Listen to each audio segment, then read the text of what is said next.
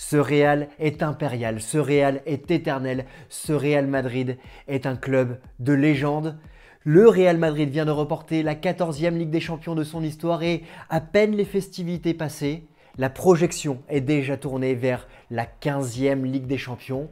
Bienvenue sur CM Football. Ici, on va se reposer, on va profiter de débriefer de la saison du Real Madrid avec un focus principalement sur la Ligue des Champions, avec ligne par ligne les adjectifs qui correspondent à chaque joueur, à chaque ligne, et on va échanger en commentaire parce que j'aimerais débattre avec vous de toutes ces émotions qu'on a vécues avec le Real Madrid cette saison. 14e Ligue des Champions, la Liga, la Super Coupe d'Espagne, un triplé historique. Il y a juste la Coupe du Roi qui a été manquée, mais on va commencer par un adjectif qui est important, c'est la sagesse de deux hommes, dont un qui sera le fil rouge de cette vidéo, Carlo Ancelotti. Bien évidemment, la sagesse de Florentino Pérez. La saison dernière, il n'a dépensé que 30 millions d'euros pour Eduardo Camavinga et il a été chercher aussi David Alaba du Bayern Munich, libre de tout contrat, qui en est aujourd'hui un des titulaires de caractère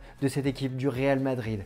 La sagesse bien évidemment de Carlo Ancelotti, peut-être aujourd'hui le plus grand entraîneur de l'histoire du football. On est dans des mots démesurés bien évidemment parce que ce sont les mots du football aujourd'hui, mais on va apporter un peu de sagesse bien évidemment. Carlo Ancelotti a remporté sa 4e Ligue des Champions dans son histoire, dans son palmarès. C'est le seul aujourd'hui à avoir remporté 4 Ligues des Champions.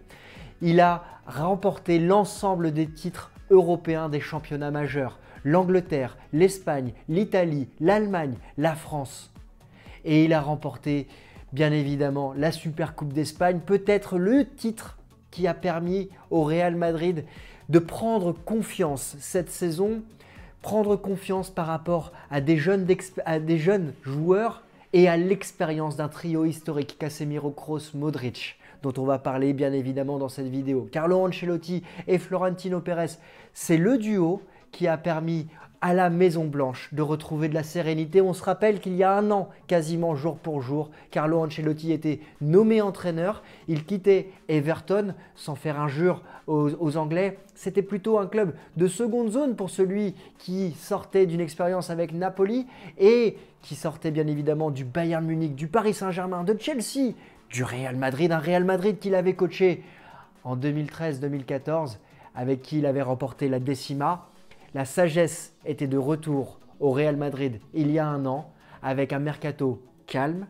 Mais quand on voit aujourd'hui les résultats de ce club, bravo au Real Madrid. En tout cas, c'est le mot qui caractérise pour moi ces deux hommes avant de passer au mur. Et oui, le meilleur gardien du monde aujourd'hui, Thibaut Courtois, il a réalisé 22 clean sheets cette saison, toutes compétitions confondues. 22 clean sheets, c'est vraiment un bon résultat. Il n'a réalisé qu'un seul clean sheet dans le tour final de la Ligue des Champions, dans les matchs à élimination directe. C'était lors de la finale de samedi soir. 9 arrêts. C'est tout simplement le record dans l'histoire d'une finale de Ligue des Champions. Il a réalisé 9 arrêts. Il a tout simplement dégoûté les attaquants de Liverpool. Il a été décisif à chaque tour de Ligue des Champions. Il a, rappelez-vous, sorti le penalty de Léo Messi au match aller face au Paris Saint-Germain alors que le score était de 0-0. Il ne peut rien sur l'ouverture du score de Kylian Mbappé au match aller ni au match retour. Mais il a sorti des arrêts décisifs qui ont permis au Real Madrid de se maintenir dans cette rencontre. Au match face à Chelsea, il a été impérial lors du match retour. Impérial, vous allez me dire, il a pris 3 buts, certes, mais il ne peut rien. Impérial, pourquoi? Parce qu'il sort une tête de Rudiger ou de Kai Havertz à ce moment du match qui aurait pu faire basculer la rencontre à 4-0 avant que la folie Rodrigo n'entre en jeu. On en parlera tout à l'heure, mais impérial également face à Manchester City. Il ne peut rien sur les buts en première mi-temps de Manchester City. Il est sauvé par ses poteaux et pour être un grand gardien, il faut avoir de la réussite également. Il a été sauvé. Mais que dire de son arrêt décisif alors que le score est de 0-1 face à Manchester City? Vous vous rappelez, si vous êtes suiveur de la chaîne, j'y étais avec Thomas de Chronique Foot. On a vécu un match extraordinaire, mémorable, inoubliable. Si vous êtes nouveau, n'hésitez pas à aller voir le vlog. Il a sauvé du bout des crampons le tir de Jack Grealish. Et lorsqu'il n'est pas présent, c'est Ferland Mendy sur la ligne qui va venir. Que dire de sa finale exceptionnelle, cette finale où il écœure Sadio Mané, il écœure Mohamed Salah. Je crois que Mohamed Salah a le record de tirs dans une rencontre, dans une finale de Ligue des Champions. Il n'a pas marqué. Le seul clean sheet, c'est Thibaut Courtois. Le seul clean sheet du Real Madrid, c'est Thibaut Courtois qui le réalise en finale. Incroyable. Le mur, c'est clairement aujourd'hui le meilleur gardien du monde. Alors, ce mur, il est aussi digne d'une défense de caractère. Une défense de caractère qui est nouvelle parce qu'on a un David Alaba qui est arrivé lors du mercato dernier, un David Alaba qui a pris ses marques. Certes, il n'a pas disputé toutes les rencontres parce qu'il est vieillissant, mais on l'a vu en difficulté face à Manchester City, notamment lors du match aller, lorsqu'il revenait de blessure. Mais il a été important dans les rencontres pour stabiliser cette défense, apporter son expérience à ses coéquipiers. David Alaba a marqué notamment un but important face au Barça lors du match aller en Liga. Il participe à sa première saison et il remporte 3 titres. Bravo! Et il formait avec Eder Militao une défense de caractère parce qu'on les a vus, même si dans la relance ça a pu être compliqué, on a vu parfois Eder Militao dur sur l'homme. Il a progressé, je l'ai trouvé plutôt en difficulté en deuxième partie de saison, mais il a été important, toujours à faire des fautes intelligentes et il a apporté avec de la sérénité. Il est en train de grandir. Il faudra peut-être aller chercher un troisième défenseur central et c'est pour ça que Rudiger arrive dans cet effectif pour apporter de la rotation. Mais ça va être intéressant de voir comment ils vont progresser. Que dire de Nacho?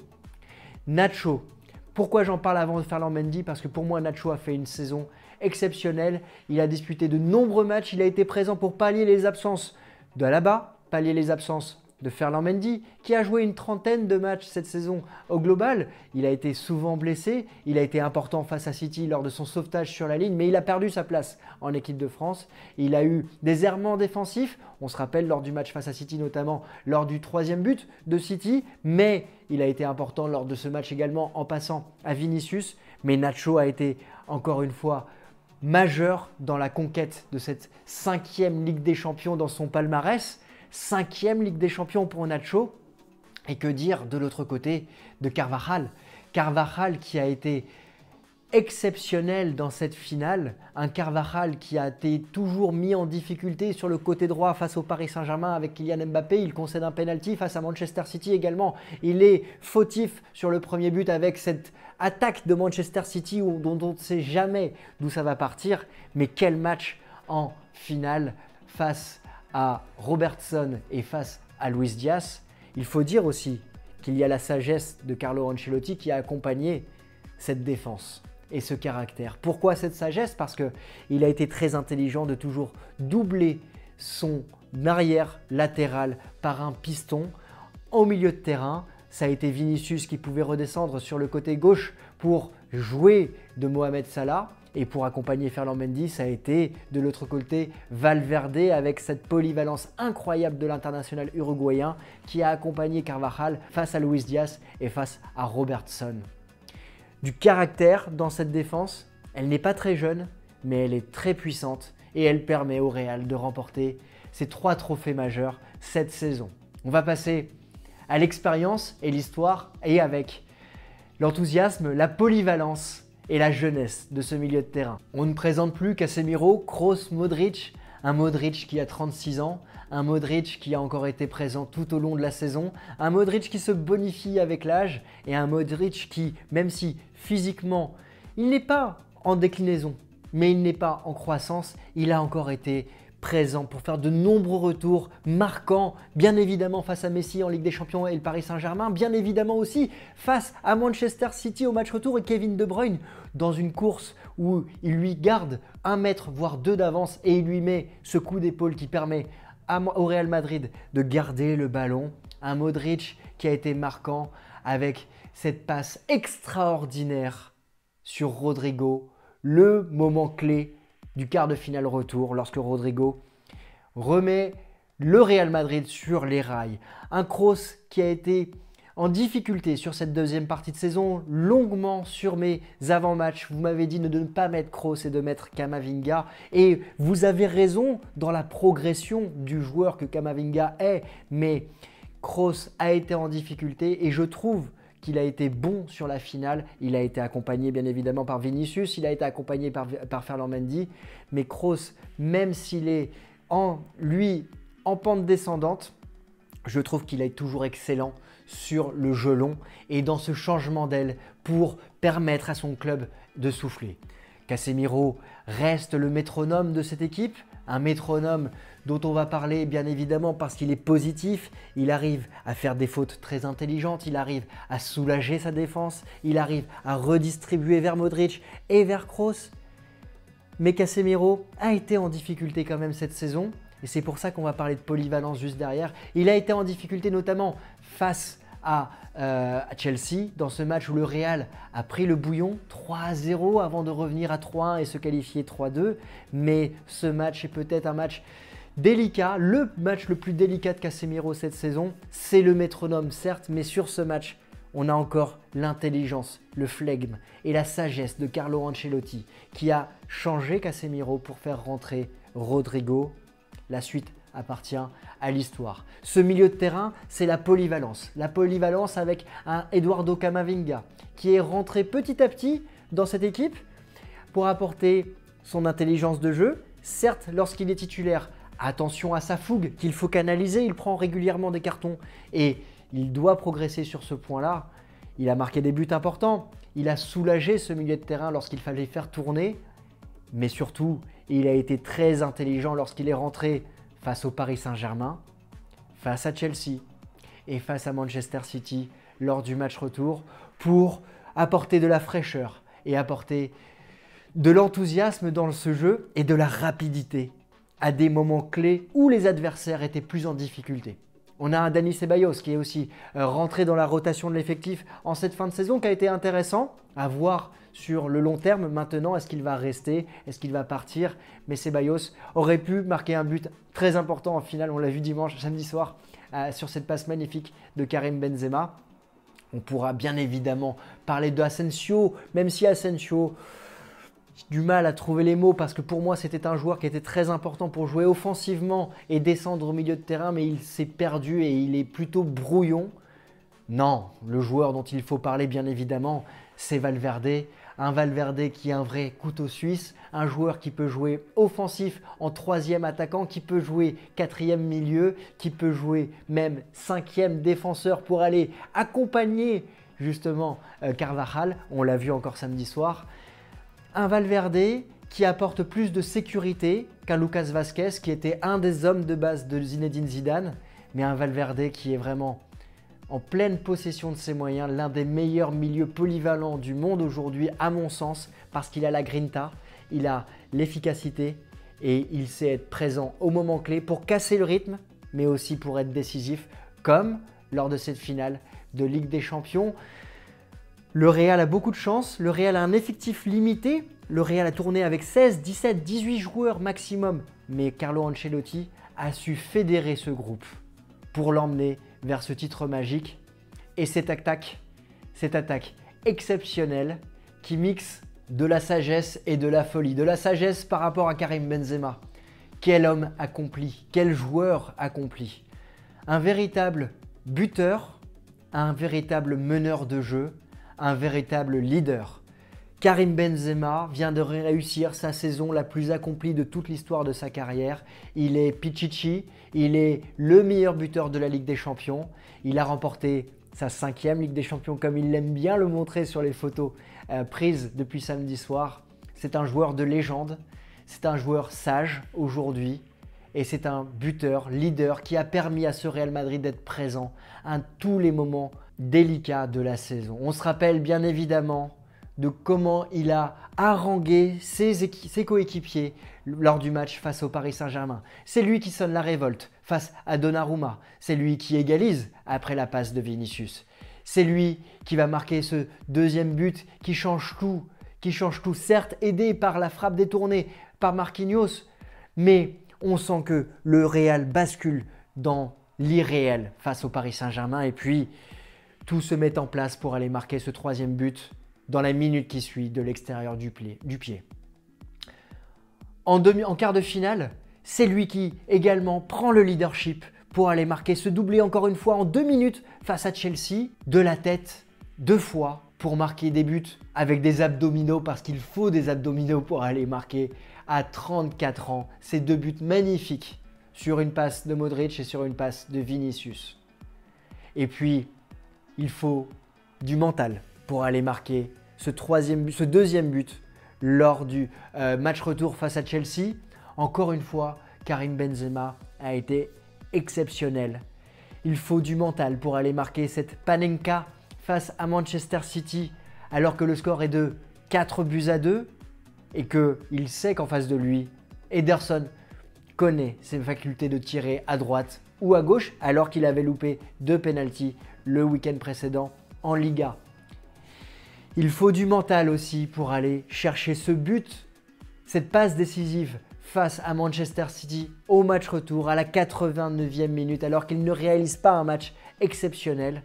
Et il faut du mental pour aller marquer ce penalty et convertir ce penalty qui permet au Real d'aller se qualifier face à Manchester City. Certes, il ne réalise pas une finale majeure, il aurait dû avoir un but accordé cependant.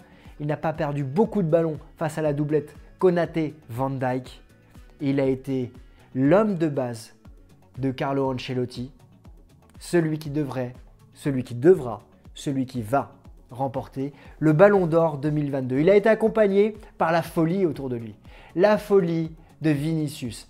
Un homme mature, celui avec qui Karim Benzema ne voulait pas jouer, est devenu un joueur majeur dans cette équipe du Real Madrid. Un joueur qui est le buteur et qui restera le buteur de cette Ligue des Champions. Le buteur de cette finale de Ligue des Champions. Un Vinicius qui a progressé dans la passe, devant le but et qui fait aujourd'hui les bons choix. J'ai en tête ce but face à Manchester City, ce 3-2, alors que le Real vient de prendre le troisième but. Il va aller chercher, il fait cette feinte de corps face à Fernandinho et il a la lucidité de se retrouver face à Ederson après une course de 50 mètres pour aller marquer ce but. Quelle lucidité, quel joueur, quelle progression dans le jeu de ce Brésilien. Et puis, que dire de Rodrigo? Un Rodrigo aussi qui a progressé, alors on l'a vu en Liga, rentrer davantage dans ses matchs, être davantage titulaire, marquer plus de buts. Mais ce Rodrigo, il est de la remontada face au Paris Saint-Germain, il est buteur face à Chelsea avec cette passe, on l'a dit tout à l'heure, de Modric. Et puis, il rentre en jeu, il n'y a que 2 minutes. Comment il a progressé mentalement aussi pour être décisif dans les moments clés. On va évidemment revenir sur Manchester City où il marque ce doublé. Il rentre encore une fois en jeu. Quelle intelligence de la part de Carlo Ancelotti. Certains parleront de chance. Non, c'est de l'intelligence parce que ses choix sont forts, ses choix sont décisifs, ses choix sont marquants. Et on a un Rodrigo ici qui a apporté la folie nécessaire pour progresser et marquer et permettre à ce Real de remporter ses titres majeurs. Bravo au Real Madrid qui peut capitaliser sur de l'expérience et de la folie avec des joueurs de caractère, des joueurs aguerris et des jeunes qui sont en train de monter en puissance. On va en parler dans la partie à venir, mais juste avant, mon top 3 de cette saison. Bien évidemment, Karim Benzema pour tous les adjectifs, toutes les statistiques qu'on a évoquées ensemble. Il a réalisé la saison la plus exceptionnelle de sa carrière et il va aller chercher ce ballon d'or. Pour moi, le deuxième homme de ce Real Madrid et de cette saison, c'est bien évidemment Thibaut Courtois. Dans une grande équipe, il faut un leader, un buteur et un très grand gardien. Le leader, c'est Carlo Ancelotti. Le buteur, c'est Karim Benzema. Et le très grand gardien, bien évidemment, c'est Thibaut Courtois. Je ne sais pas comment il peut échapper à un podium de Ballon d'Or et au titre de meilleur joueur, meilleur gardien du monde, parce que clairement, il fait partie aujourd'hui des 3 meilleurs joueurs du monde si on se pose à l'heure actuelle et on fait le bilan de la saison complète et de ses arrêts et du caractère décisif qu'il a eu avec le Real Madrid. Et clairement, en termes de gardien, il n'y a pas de gardien qui se situe au-dessus de Thibaut Courtois. Enfin, le troisième joueur, ça peut faire débat, mais pour moi, c'est Vinicius.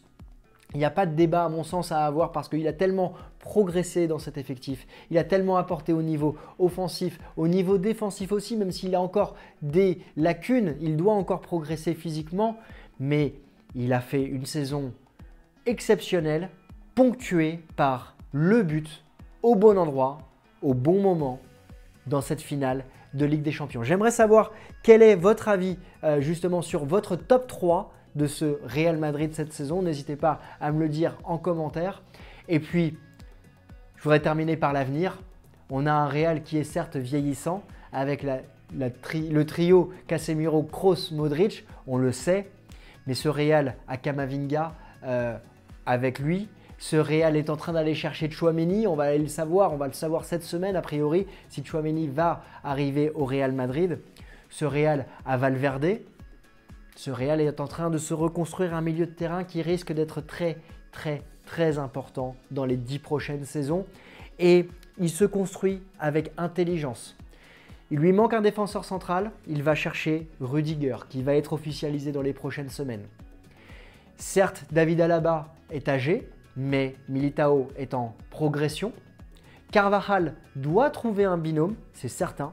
On parle de la piste Reece James. Ferland Mendy est très jeune, il doit encore progresser, physiquement notamment, parce qu'il a été de trop nombreuses fois blessé cette saison. Nacho est toujours présent et apporte de la stabilité avec une rotation dans l'effectif. Le Real doit trouver peut-être un deuxième gardien. Le Real, offensivement, a laissé passer Mbappé, ou Mbappé a laissé passer sa chance d'aller au Real.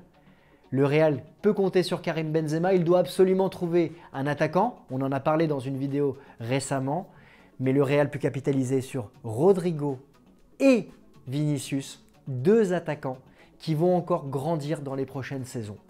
Le Real a de l'expérience, le Real a une histoire, le Real a de la jeunesse et a de très beaux jours devant lui. La saison prochaine promet d'être magnifique encore pour ce Real Madrid qui est déjà projeté vers une nouvelle Liga et une 15e Ligue des Champions. Quel est votre top 3 de ce Real Madrid cette saison? N'hésitez pas à me dire ce que vous en avez pensé en commentaire. Et si cette vidéo vous a plu, n'hésitez pas à la liker et à vous abonner. On va suivre une semaine encore exceptionnelle avec le Mercato, mais également de nombreux sujets sur l'actualité du football. Je vous souhaite à tous une excellente semaine et je vous dis à très vite. Ciao!